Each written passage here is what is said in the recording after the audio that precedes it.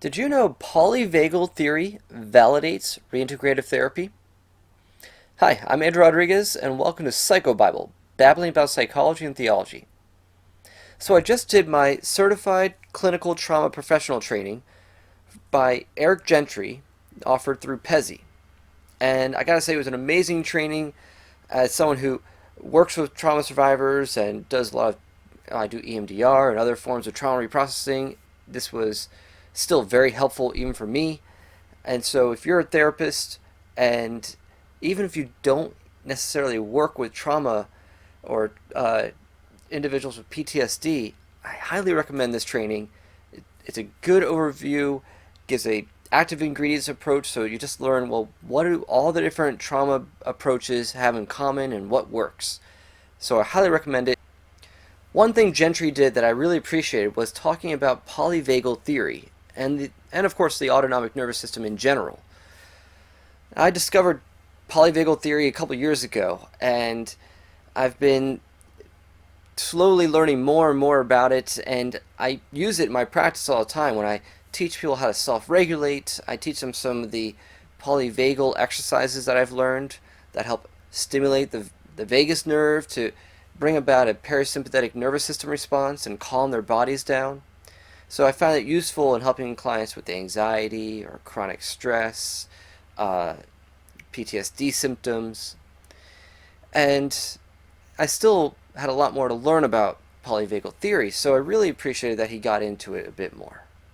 And one of the things he used to teach about it was a chart, which you could do a Google search for polyvagal chart, and you'll see very often what looks like a bell curve going through a couple different horizontal regions.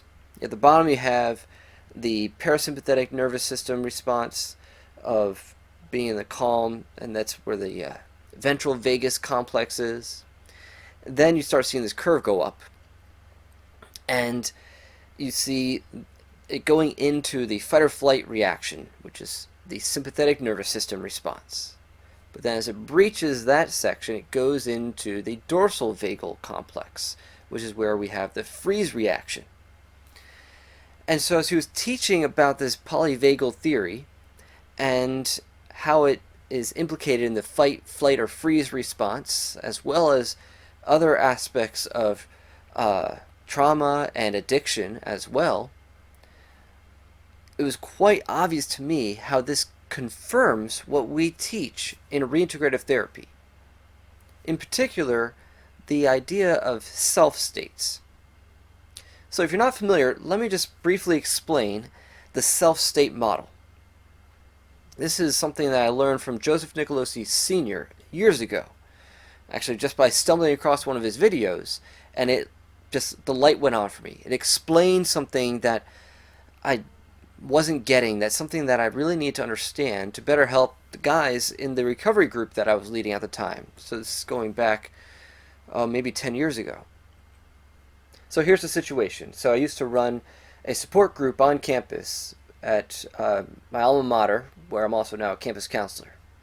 And it was a support group for guys dealing with pains from their past, and we're usually dealing with some sort of pornography or sexual addiction issue as well. And what we would do is there would often be a time where guys would share one of their struggles, and I would use that as a time to dive in. Well, what was going on prior to you acting out, if you're acting out in some way? And this one guy was sharing how he went onto some chat rooms and was engaging in cyber sex. And so I asked him, well, what were you feeling prior to acting out? And he would say, well, nothing. I didn't feel anything. I just felt apathetic. I just didn't care. I'm like, well, you had to feel something. And so I was digging, trying to pry a bit more, trying to help him grasp at what emotion he was feeling prior to acting out. And he just dug in. He's like, no, I just apathy. Didn't care anymore. And then I came across this video by Joseph Nicolosi Sr. And he starts talking about these different self-states. And it was like the light went on for me, and it explained what I was experiencing with this client or this group member. So In the video, Nicolosi's teaching at a conference. It's probably a NARTH conference, or now an Alliance for Therapeutic Choice. And he draws on a marker board these 4 different squares. And to the far left, you have the first self state. So what is a self state? Just first of all, when we talk about self states, we're just talking about the condition of yourself, your thoughts, your feelings, your actions. And he would say that a true, like an authentic self state, is one in which you're both feeling and dealing. You're feeling your feelings and you're dealing with your feelings. So that's how you know you're in an authentic self state. So to the far left, there's the ideal self state, which he calls the self state of assertion. And he just describes it as one in which you're feeling comfortable, you're confident, you're feeling good about yourself, you're connected with others. He doesn't give a very full or concise definition of what the assertion self-state is, at least not in that video. But you can think of it this way, that the self-state of assertion is the one of the authentic expression of self. So when you're in that self-state, you're authentically expressing your thoughts, your feelings, your desires. And if you're authentically expressing your desires, that means you're also pursuing your desires. You're pursuing meaningful activity. You're being the active agent in going after the things that you actually need. So you're not just being passive and just hoping and waiting for things to happen for you, but you're going after that which matters, that which has value. Okay? And if what matters to you, which is what matters to all humans, men included, is relational connection, then you're being active in meeting that need. And so you're not just on your own feeling good about yourself, but you're connected to others. Okay? So what we find is that when clients are in that self-state of assertion, they're being open and honest, and they're connected well with others, their needs are being met. They can even feel some what we call negative emotions, like anger and sadness. But they're expressing them rightly and authentically, and they're being well received. And what we find is that when they're in that self-state, a temptation, maybe a temptation to look at porn or to fantasize or to eroticize another man, might come across their conscious awareness, but it just won't have anything to grasp onto. The temptation really doesn't stick. So in this way, it's a temptation of opportunity, but not one of an underlying desire emerging and being twisted. So it just doesn't have anything to latch onto. So that's the first self state. That's the sweet spot that you want to stay in. What we find is when guys are in that self state, either they don't have any same-sex attraction thoughts, or if they do come up, they're easily dismissed. Now, when I'm learning about this model, I look at it, I'm like, well, this seems to be applicable to more than just same-sex attraction. So I explain this self-state model to pretty much all of my clients at some point, because especially if they're dealing with some sort of compulsive behavior or some sort of addiction or just an unhealthy coping mechanism, I find that this model explains a lot. So it's not just about guys with same-sex attraction, at least not for the most part. But what takes us out of assertion will be the next self-state, the shame state. And in this regard, Nicolosi would say it's actually not an authentic self-state. It's not a true self-state. Because here now you're feeling your feelings, but you're not dealing with your feelings. Because right before feeling shame, there will be what we call a double bind experience. It's a lose-lose scenario. Like, I feel bad about something, but if I talk about it, if I address it, if I try to deal with it, so I'm feeling a feeling, but if I try to deal with the feeling, I'll make things worse. I'll experience rejection. I'll experience more pain and heartache. So what do? We cover up. We hide. We experience shame. And shame is this core belief that there's something about me that makes me unacceptable. So what we do in shame is we retreat, so we try to cover up, or we wear a mask, we try to get people off our scent and try to present ourselves as someone that we're really not, or at least try to present our emotions as ones that we're not really feeling, but we think make us more acceptable. Or we lash out, we show contempt. You can look up these different shame reactions in Dan Allender's book, The Wounded Heart. And he talks about contempt, and there can be others-focused contempt, where you lash out against a person who notices that thing about you that you're ashamed of, or they expose it in some way, even accidentally or inadvertently. Or you have self-focused contempt, where maybe it's you have this deep desire for connection with others, but you keep getting hurt or rejected, or you blunder your way through a social interaction. And so you beat yourself up, you degrade yourself. And so in that way you're showing self-focused contempt. And maybe you even hate that thing about yourself that is a legitimate and good thing, like your desire for connection. But you say, I hate that I'm so needy, or that I have a desire for connection with others. And you disparage that thing about you that actually God placed in your life. And so those are different shame reactions, and they're ways of protecting ourselves. And we can look at shame as like this mega category for a bunch of negative emotions that are very painful and overwhelming, to the point where you can't really stay in that shame self-state for very long. So it's really more like a shame moment. And so what happens is it gets overwhelming, and if you don't deal with it appropriately or soon enough, you'll inevitably go into the next self-state, which is what we call the gray zone. And this is also one that Nicolosi would say is not a true or authentic self-state, because here you're definitely not feeling or dealing with your feelings. In fact, you're not really truly feeling your feelings. You're more like, it's more of a mood state. Now you are feeling some feelings, but they're what we call the inhibitory emotions.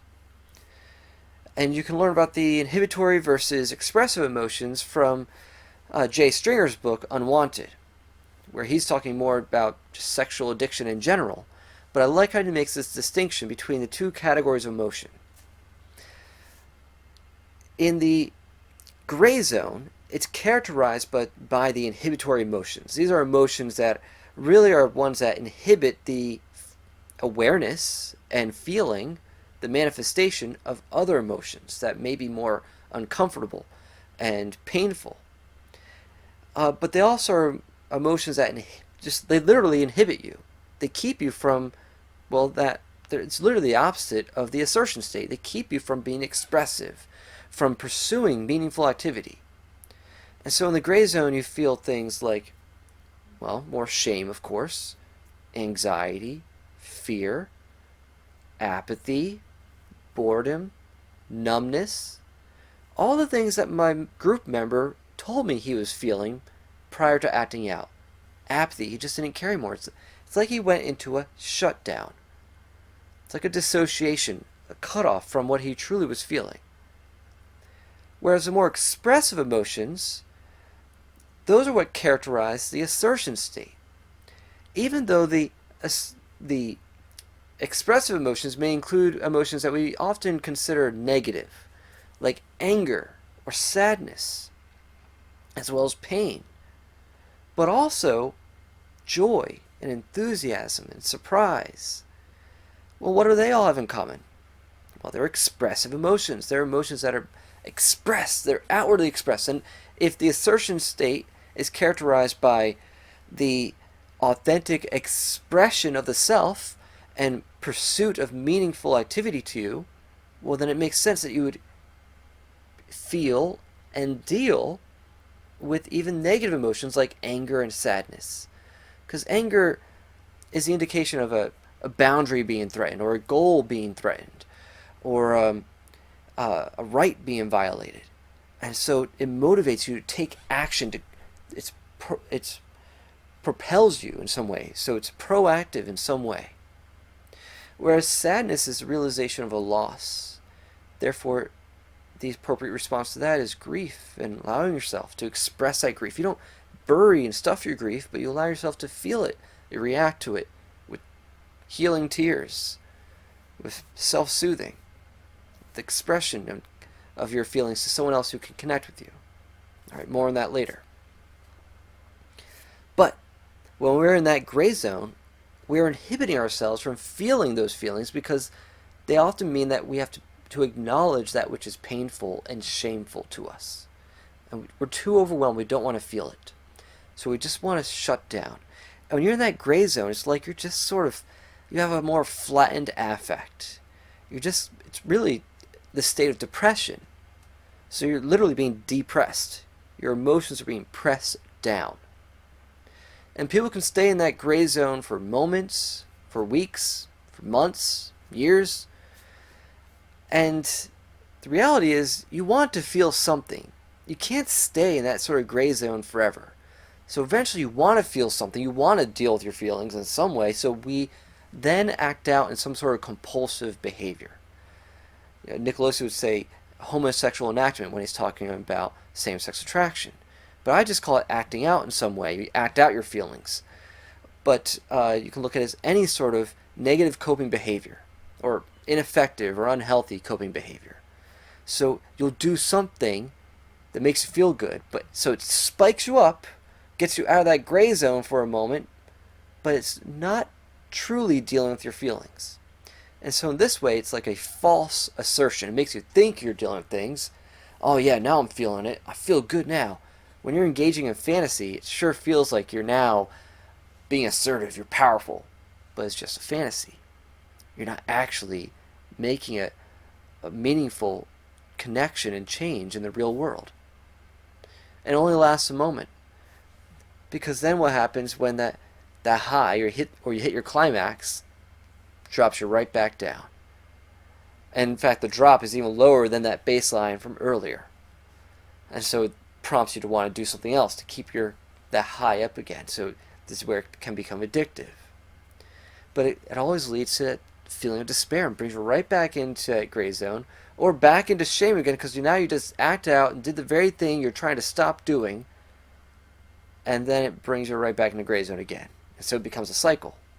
And so in this way, when I first learned Nicolosi's approach, this self-state model, I had already been familiar with Patrick Carnes' sexual addiction cycle, which I just saw as, well, that seems pretty common to addictions in general.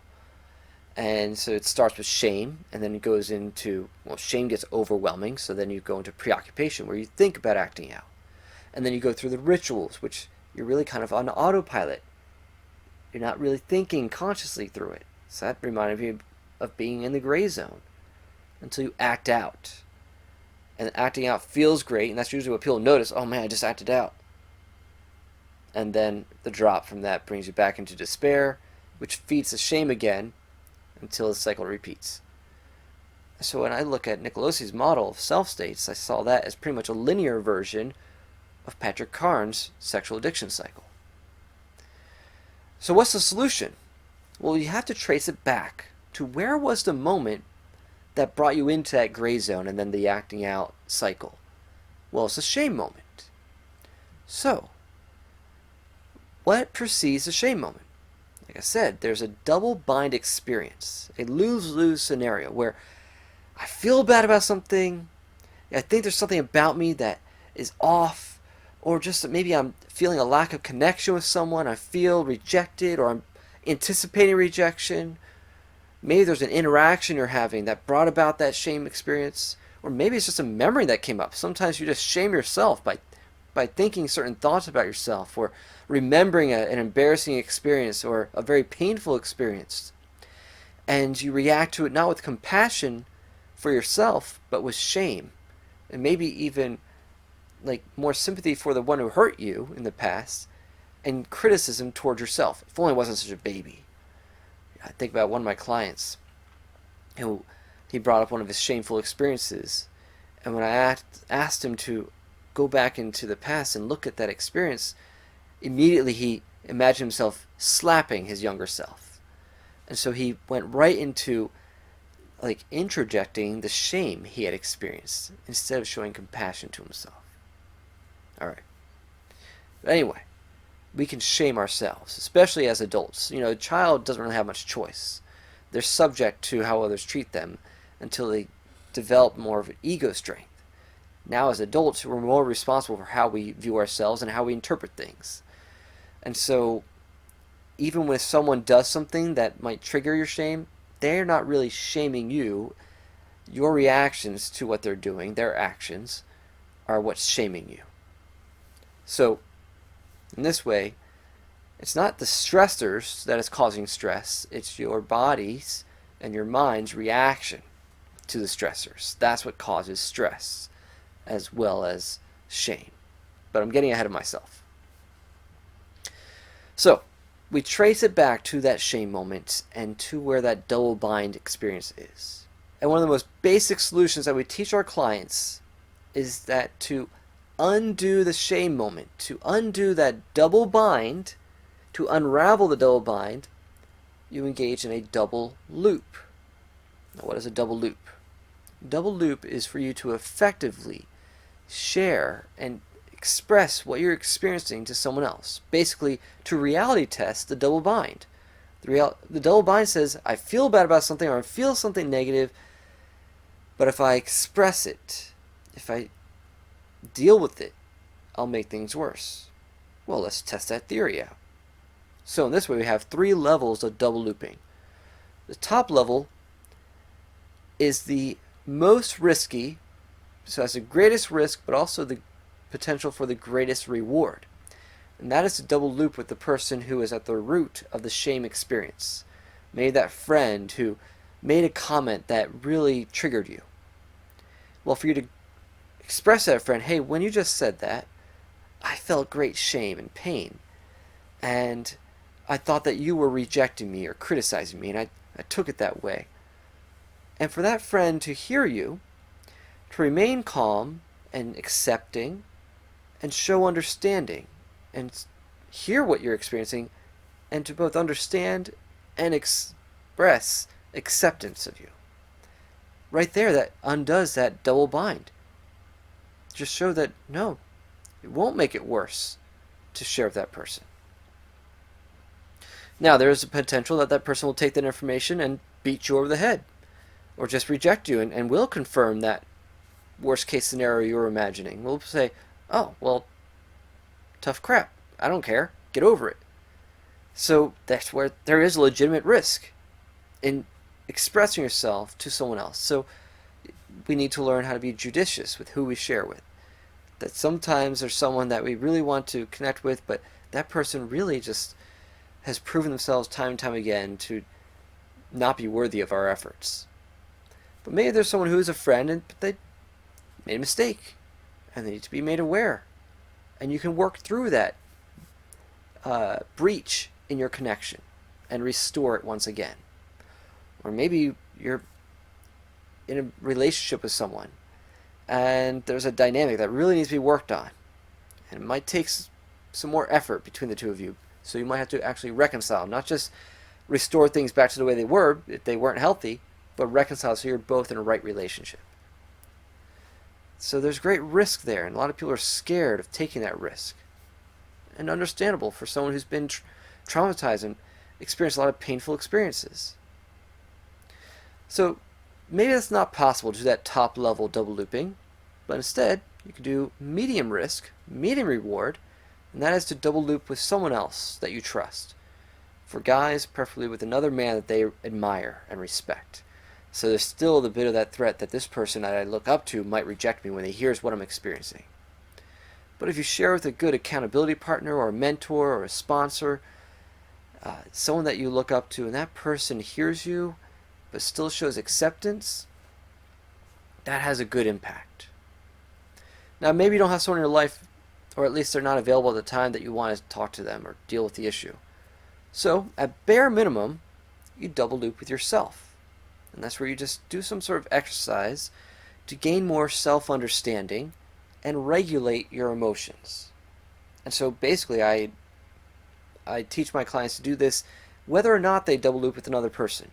In fact, probably it's helpful to do this first before talking to someone else so that you can maybe correct any distorted thoughts you might have before you go and share with them. Alright, there's a few exercises we teach our clients how to do.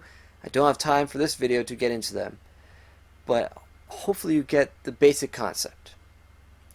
So that's what we call kind of like, or I refer to as like the higher way. more immediate and in the moment way of dealing with that double bind experience. But sometimes when you look into that double bind experience, it reveals a deeper wound. And here's where you might enter into the other self state of grief, where you're feeling the wound, you're feeling the pain, and you're dealing with it by entering through the grief process, of really expressing the hurt and the woundedness, both privately and with others. And so this is kind of what we call the lower path. And it might be painful, but the more you grieve, the more you eventually get to this place of acceptance, and really it's reinforcing that self state of assertion. In fact, as you go through grief, the state of your assertion will be even stronger than it was before. Because now you're not scared of, getting out of the grief and going through a painful experience. You'll get to that place of realizing, you know what, I can handle it. Okay. So that's the self-state model and double looping. So let's go back to Gentry's CCTP training that I did. What Gentry did to explain the Polyvagal Theory and the autonomic nervous system was he used this one chart that I found online myself, and I think he modified it. He added something else near the top, so I'll explain that when I get there. Now first, what is the autonomic nervous system? Well, that's the part of your nervous system that really covers most of your involuntary actions and your processes for your basic survival. And there are two main parts of the autonomic nervous system. The first is your parasympathetic nervous system.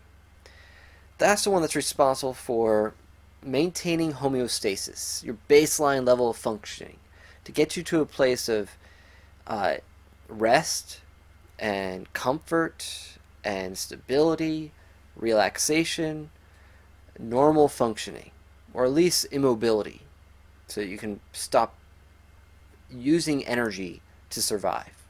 So it's conservation of energy. This is really the sweet spot. This is where you want to be. Okay, so that's the parasympathetic nervous system.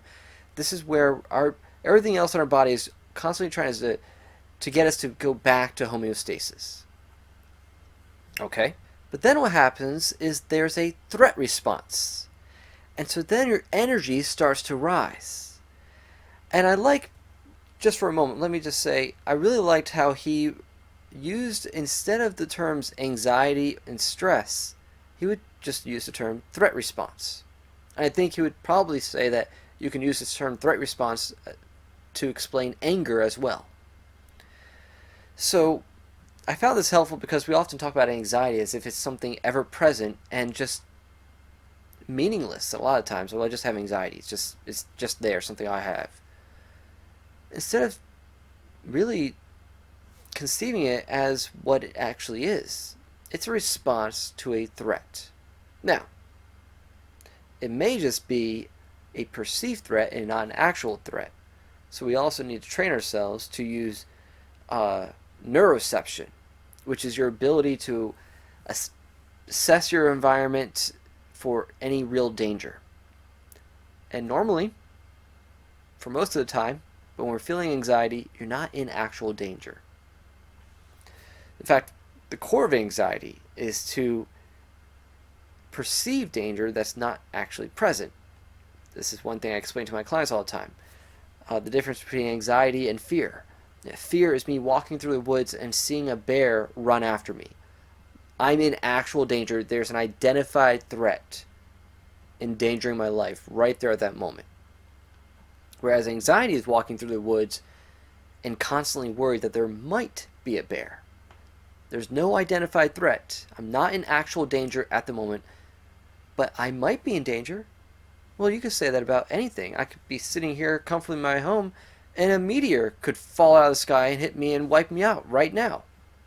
That's a possibility, but is it happening right now? No. So I'm not in actual danger. And so that's neuroception, my ability to make that distinction between a perceived threat and an actual threat.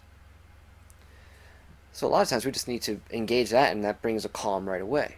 But what's interesting is that God gave us the sympathetic nervous system. Sympathetic, think feeling, think emotion. And well, emotion gets you moving.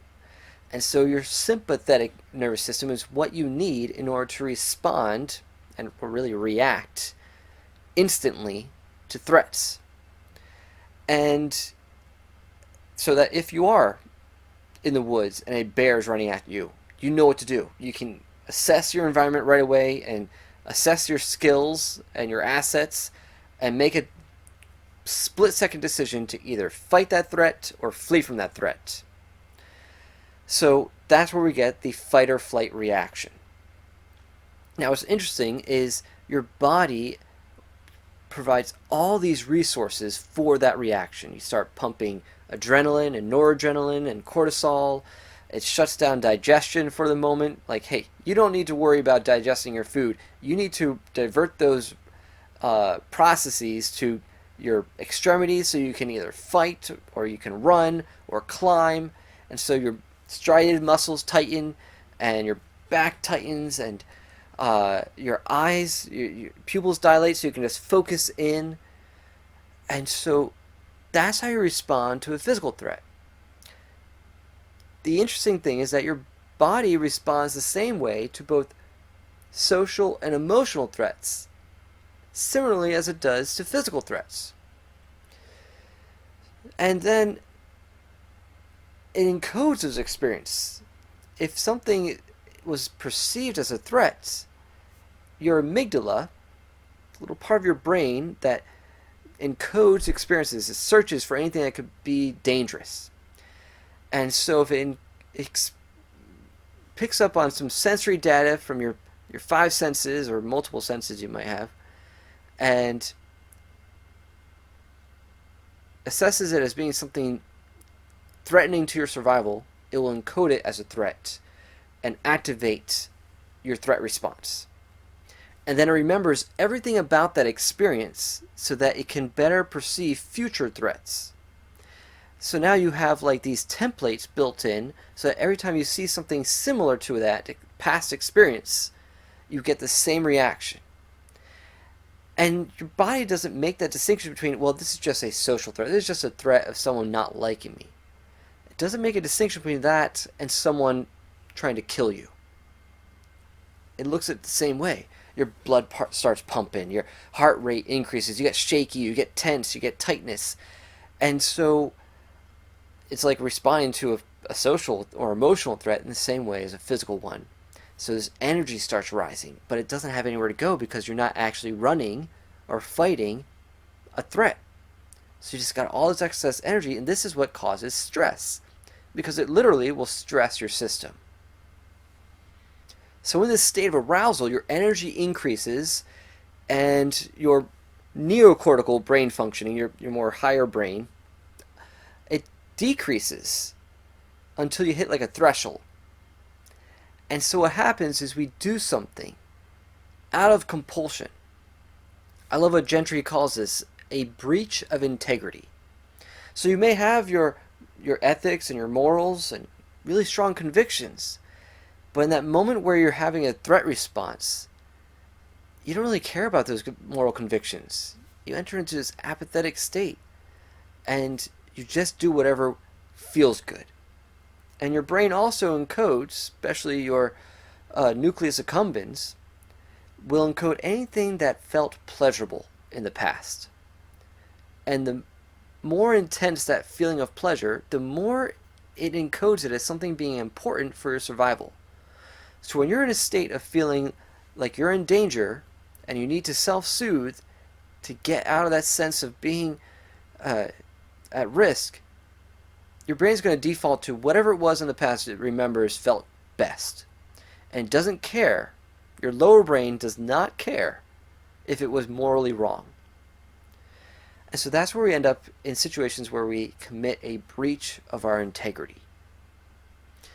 And the more you stay in a presence of a threat without relaxing the body, down-regulating, getting out of that fight or flight reaction, then every breach of integrity is a fight or flight reaction and just becomes more instinctive. But here's the good news. When you regularly practice relaxation, you get to that place where you practice intentionality instead of just being reactive and acting on instinct. And I love how this fits what we tell our clients in reintegrative therapy. We tell them that we're taking a mindful approach. We're not taking an anti-gay approach, nor are we taking a pro-gay approach. Meaning that we're not just affirming the attractions and the feelings that pop up, nor are we telling them that you need to suppress those feelings and condemn those feelings and shame yourself for those feelings and do everything you can to just white-knuckle it. Rather, we tell them we're just going to work on being mindful and having a curious approach to those attractions and seeing what is underneath them. But I love how Gentry explains what mindfulness is. So, in fact, his brand of mindfulness fits our definition even better. He argues that too many versions of mindfulness that are out there, because right now in the mental health world, mindfulness is all the rage, which is ironic because here we are in modern psychology, and one of the biggest innovations in modern psychology, it's all these ancient practices from pre-modern psychology or pre-modern soul care.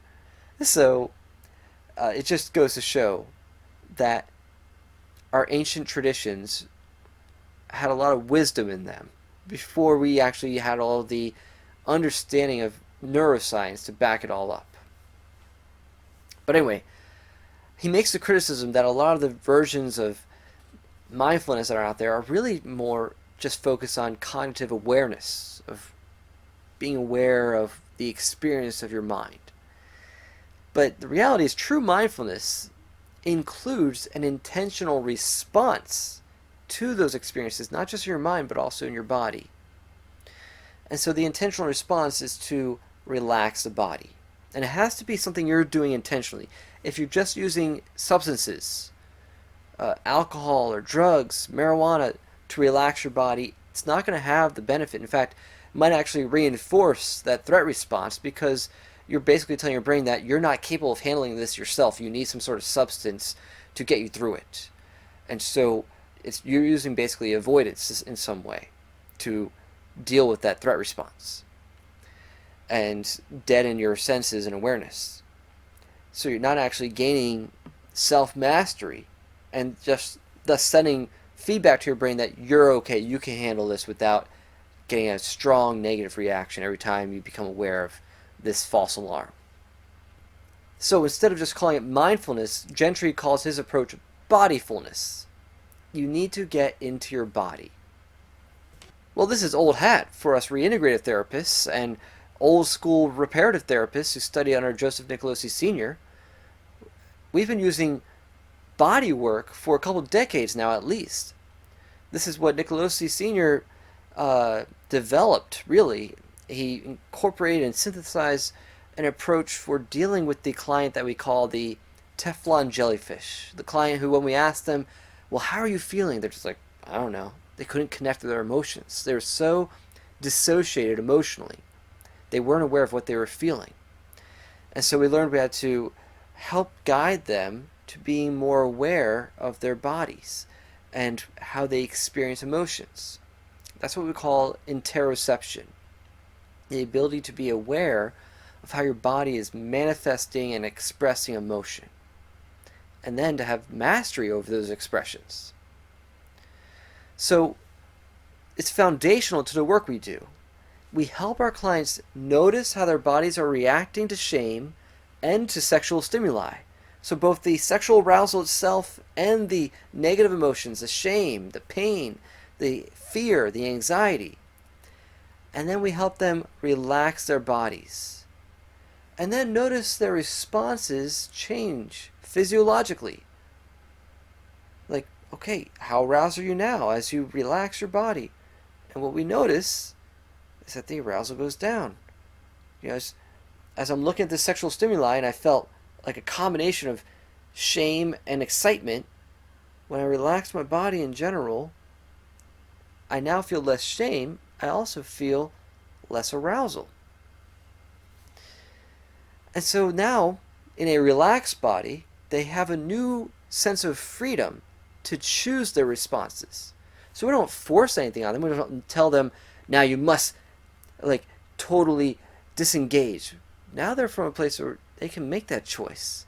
And they know it's not coming from a place of fear or having someone else's values being imposed on them, but it's their true authentic self now choosing to disengage, to now actually go after what they truly desire, which is usually not the thing that they're aroused by, but they're really truly desiring attention, non-sexual, non-erotic, same-sex attention, affection, approval, affiliation, acceptance.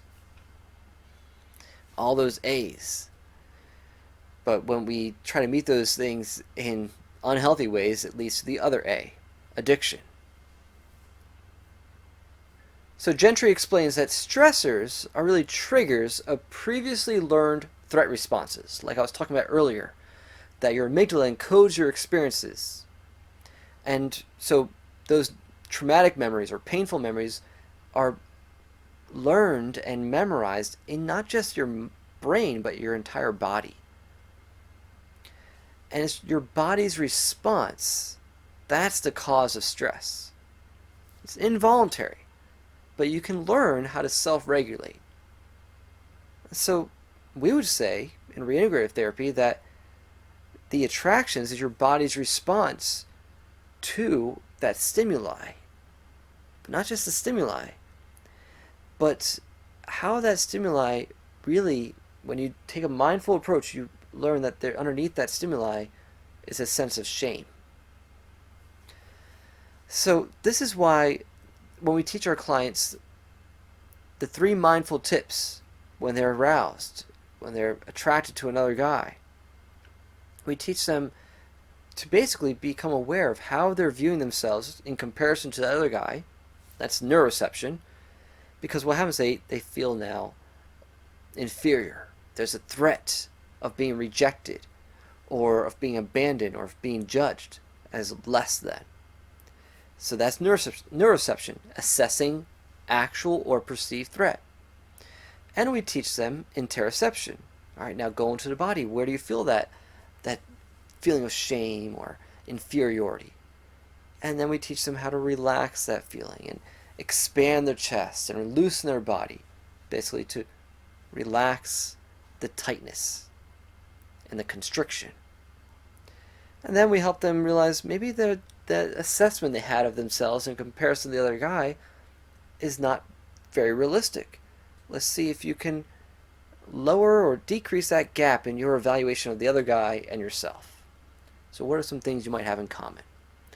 Those are the 3 mindful tips that we teach clients. And so as they do that, they get to understand a little bit more of what is underneath the attraction, as well as they just learn to be aware of their body and have mastery over their body's reactions. Now, this is where polyvagal theory comes in, which is the most important development in trauma recovery in the past 25 years. A lot of the trauma models we had were very cognitive and just about changing thought processes and even engaging in exposure and reprocessing, which is great. But sometimes we rush that process and we actually re-traumatize the person. So as we learn more about the autonomic nervous system and the vagus nerve, we learn that, okay, we need to help clients learn how to self-regulate. In fact, primarily, if clients know how to self-regulate, they may not even need to do a lot of the imaginal exposure that we often engage in with trauma recovery models.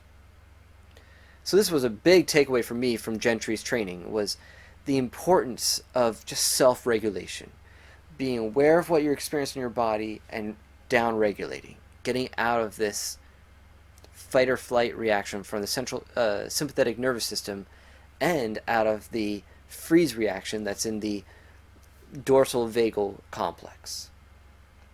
Okay, so in a nutshell, what is polyvagal theory? Well, first you have to know what the vagus nerve is. Now I'm talking about the vagus nerve, VAGUS, not Las Vegas, okay?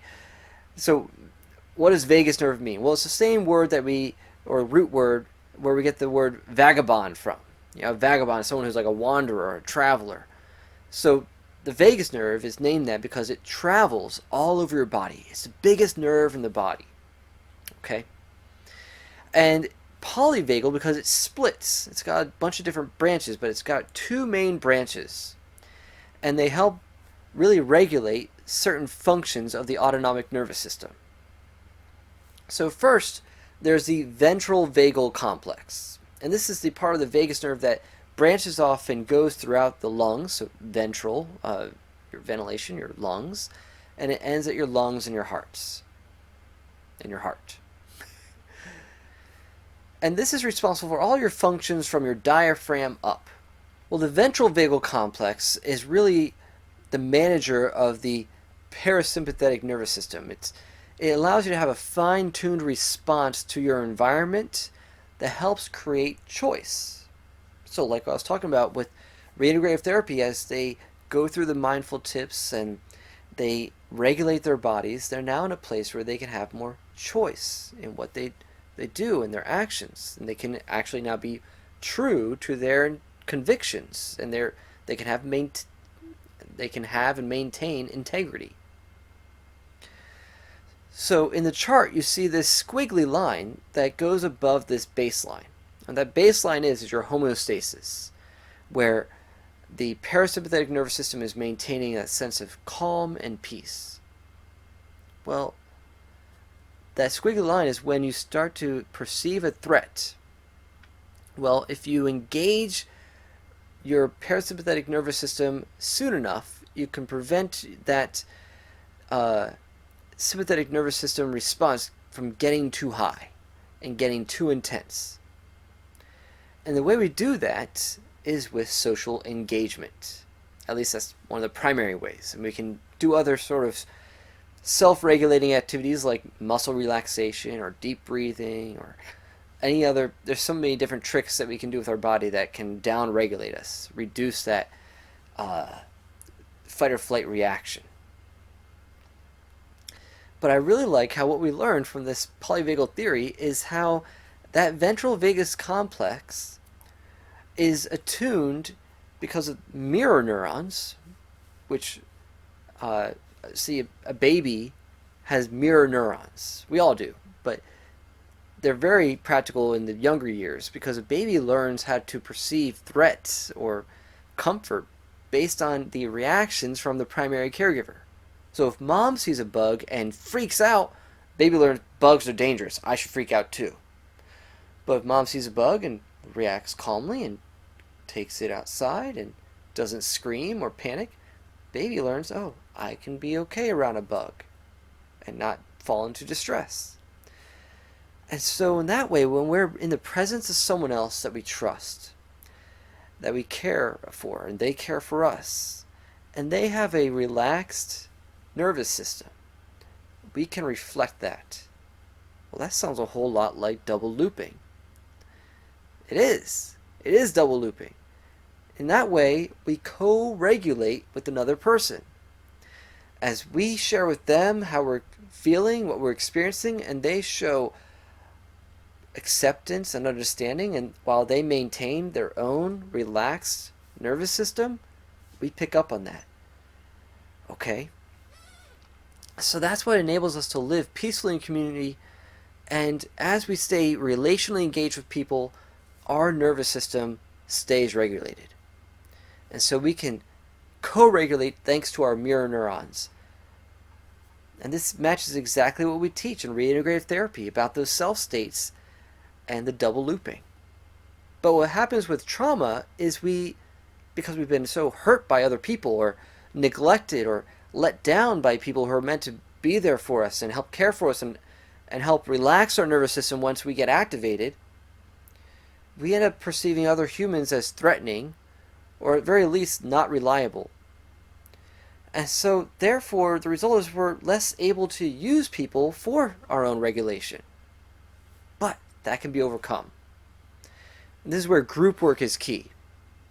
In fact, I've always said that the ideal for sexuality healing, whether we're talking about same-sex attraction issues or heterosexual sexual addiction issues or sexual compulsivity, is that they do both in-depth individual counseling along with some sort of dynamic group experience. And so we see so many guys are helped not just when they're doing individual counseling, but when they do like some sort of group work or like a weekend retreat, one that's really focused on these issues, like some of these men's encounter weekends. And there's some really good ones out there that are more specific to same-sex attraction or sexual struggles in general. Now, Gentry argues that the cause of addiction is the inability to use relational connection as a self-regulatory process.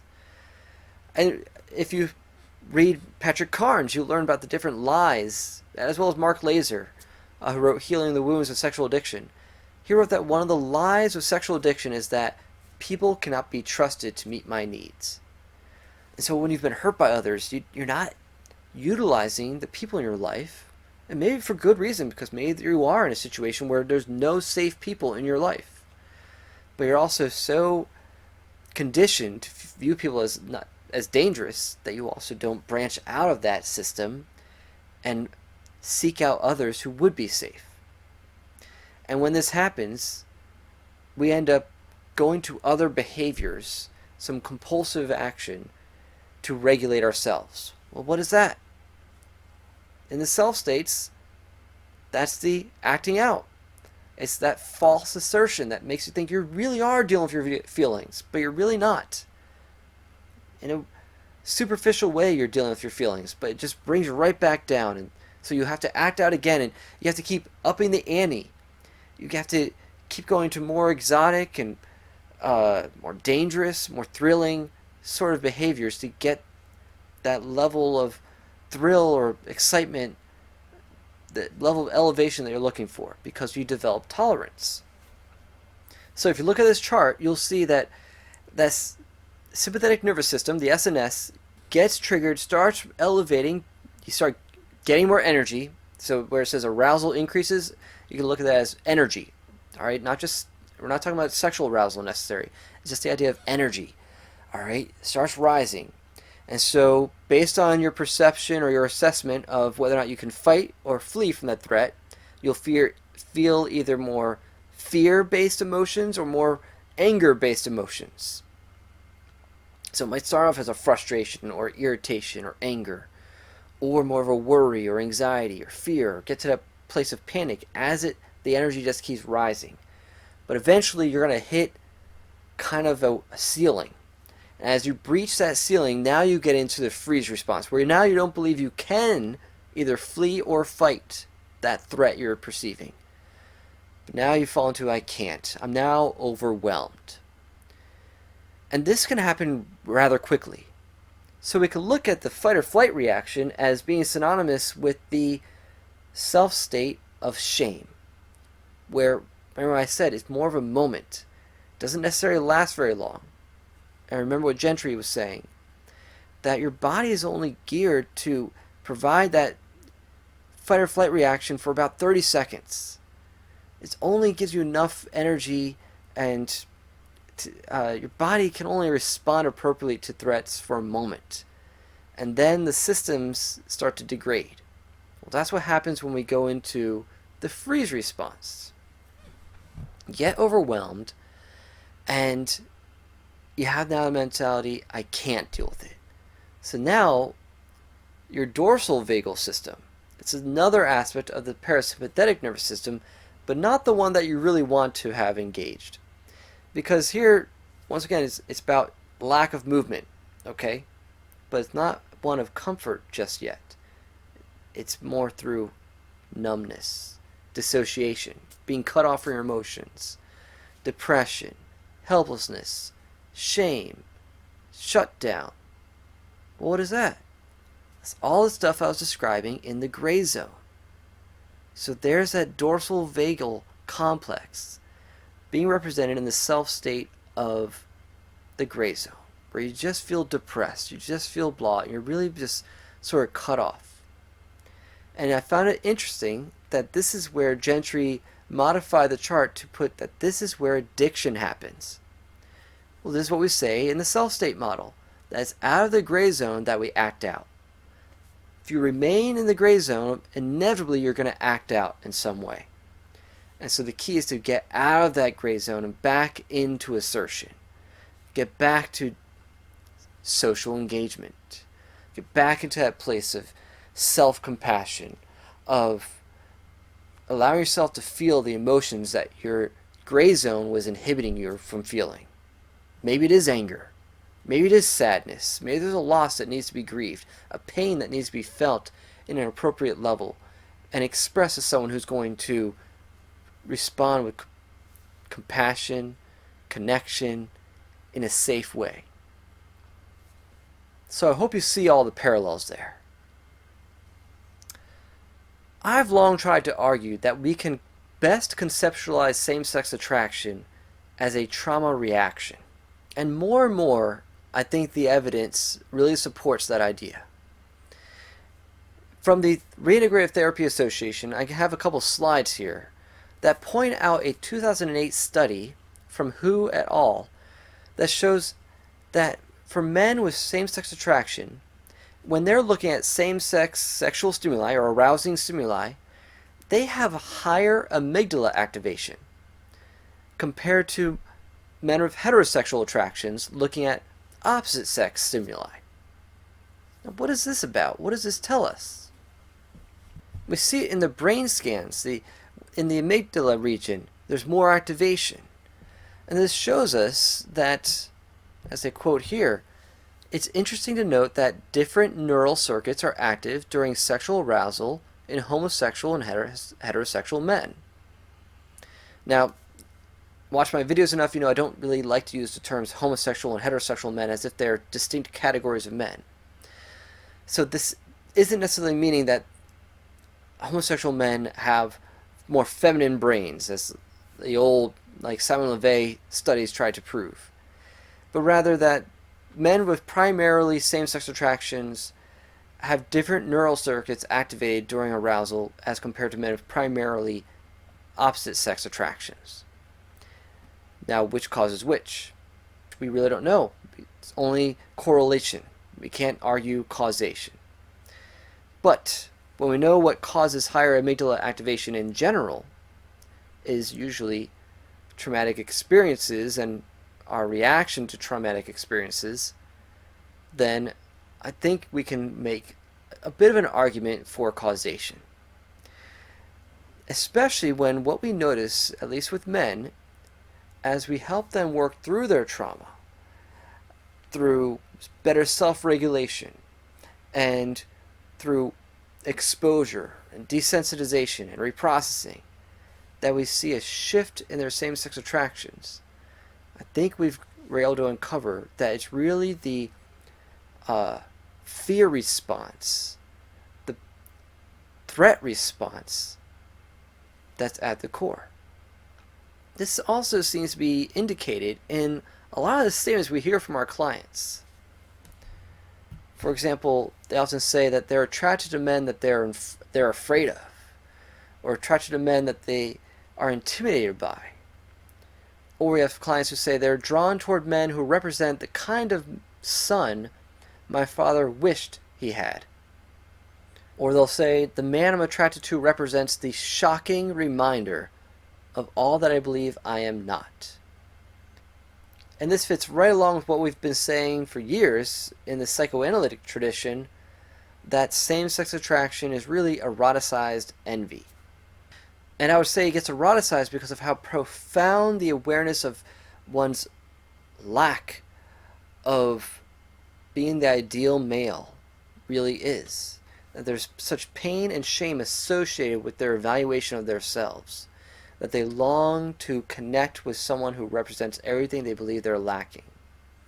Or, it might not always be how they view themselves, but how much they've craved that affiliation, that identification with other men in non-sexual ways. But the way that they've learned to obtain that was through some sort of erotic connection. And so I would say approaching same-sex attraction this way is much more compassionate. But the LGBT activists claim that the approach that leads to greater compassion is to argue that they're just born that way. That is a normal variation of human sexuality. But I believe that actually does very little to inspire compassion. In fact, for certain bigoted people, that line of reasoning can have the opposite unintended effect, as they look at it as justification for extermination. If they're just born that way, then the only solution is a final one. And this is true even if the person we're speaking of is yourself. That internalized stress of your sexuality can be so overwhelming that you may believe the only solution is to just give up on life altogether. I don't believe telling sexuality strugglers that they're born that way ultimately helps save their lives. That doesn't answer the deeper questions they have, that they know are left unanswered by just saying, oh, I guess I was born that way. They know that there are unanswered questions about their identity and their connections to their anxiety that they can sense are connected to their sexuality. They're aware of this. They can't delude themselves forever. At their core, they know that something is unanswered. And we just put a big old Band-Aid over it by telling them, well, you're just born that way. It still leaves a woundedness that is unaddressed. Therefore, it is out of love and a profound concern that I just will never shut up about this, about the hope for healing for the homosexual. So, if you're a struggler, maybe try this out. Just be curious. Next time you get the idea to engage in fantasy or pornography or acting out with someone, just pause and scan your body. Check for any tension, tightness, or shakiness. And if you notice anything, intentionally relax your muscles. See what happens to that arousal afterwards. Just be curious. And open up to someone. Someone safe. Tell them, here's what I'm experiencing right now. I'm experiencing tension or tightness because maybe connect back. When did you start feeling that? What was going on? And see if, as you engage socially with safe people, what happens to the intensity of that urge to act out, the urge to eroticize someone of the same sex. Just be curious. See what you notice. And in the meantime, whether things change right away or not, I want you to know that Jesus loves you